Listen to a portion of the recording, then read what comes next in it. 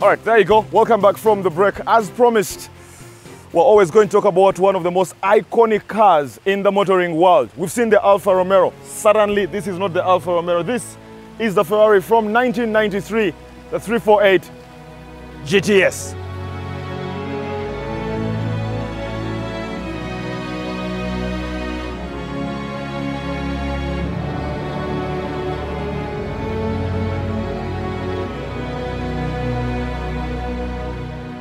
All right, so the connection between Ferrari and Alfa Romeo is not just because they're both Italian cars. No, the connection as well comes in because the founder of Ferrari, Enzo Ferrari, had a very big part to play in the early days of Alfa Romeo. But what makes this even more iconic to Ferrari is that this is the last V8 mid-engine that was developed by Enzo Ferrari himself before he unfortunately passed away in 1988.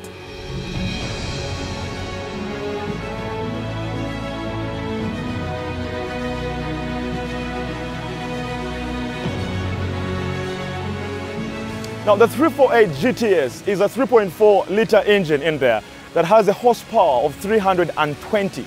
Now, when I say 320, please keep in mind that this is a car from 1993, so that is quite powerful in there. It hits 0 to 100 in 5.4 seconds, and if you look at its speedometer, it goes up to 300, plus it's a 5-speed gearbox somewhere in there. But quite interestingly, it's a mid-engine, and there's been lots of debate about mid-engines and sports cars like this. I think the reasoning is very simple. Mid-engine pretty much means practically that the engine is right in the middle of the car. So you don't have it at the rear, you don't have it at the front.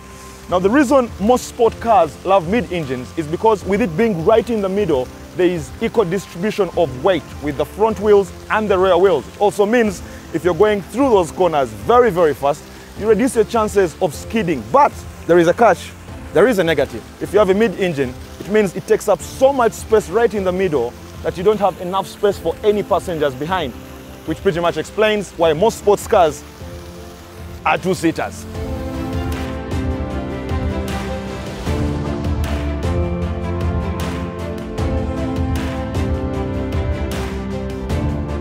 All right, so when you're inside the 348 GTS, the first thing you need to mind are those folks who are outside the car actually.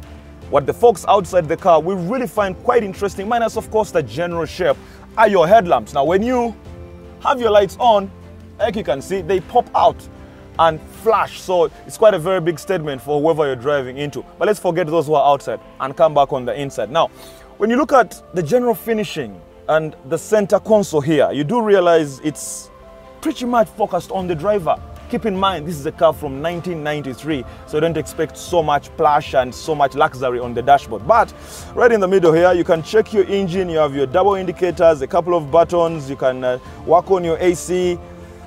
Now, it's a 5-speed gearbox, first of all, but it's very special that when you get closer to it, you actually can see the inside of the gearbox. And this means as you change your gears, you can pretty much have a view on the workings of Enzo Ferrari and what his plan pretty much was, trying to put this gearbox out there. And of course, the badge Ferrari is pretty much everywhere, quite outstanding.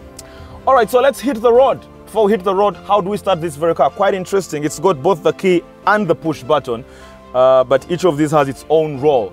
And when I talk about the push button, I know we've seen that so many times on Revved Up with some of the new generation cars, but keep in mind, this is a car from 1993. So it's very simple. Turn your key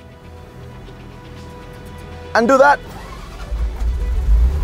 Success!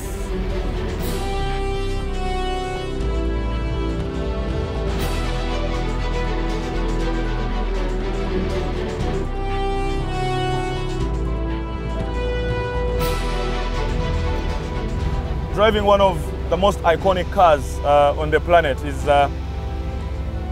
one of my best feelings, to be honest with you.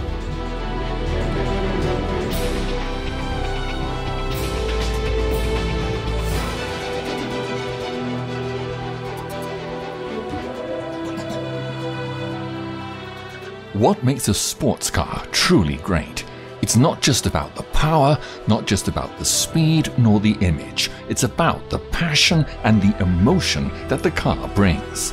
Italian sports car makers have always had the knack of bringing life and heart into their metal machines, which is why they have been, and most likely always will be, the sports car manufacturers to beat.